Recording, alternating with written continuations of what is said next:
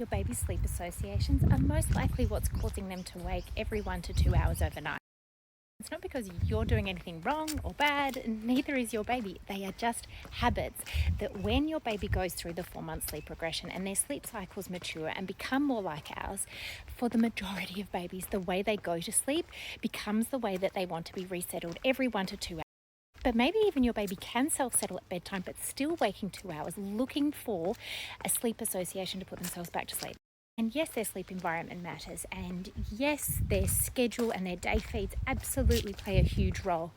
But chances are your baby's sleep associations are causing them to continue to, or rather, it's normal for them to wake, but they're unable to put themselves back to sleep independently without your assistance. And this is where sleep training comes into play, because sleep training is doing less of what you are currently doing in order to support your baby in how to fall asleep and put themselves back to sleep independently, self-settling.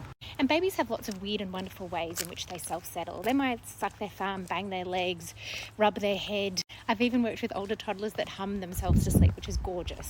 I often hear from parents and work with parents that say, I have tried everything. They are in the right TOG-rated sleeping bag, their room is pitch black, they're having great feeds during the day, but they're still waking every 1 to 2 hours overnight.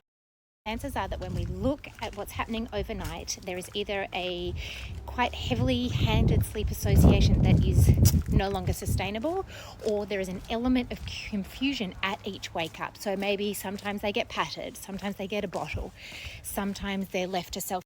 So we need to go into the night and bedtime with a really consistent, clear pattern for your baby to pick up on that supports them in putting themselves to sleep and staying asleep.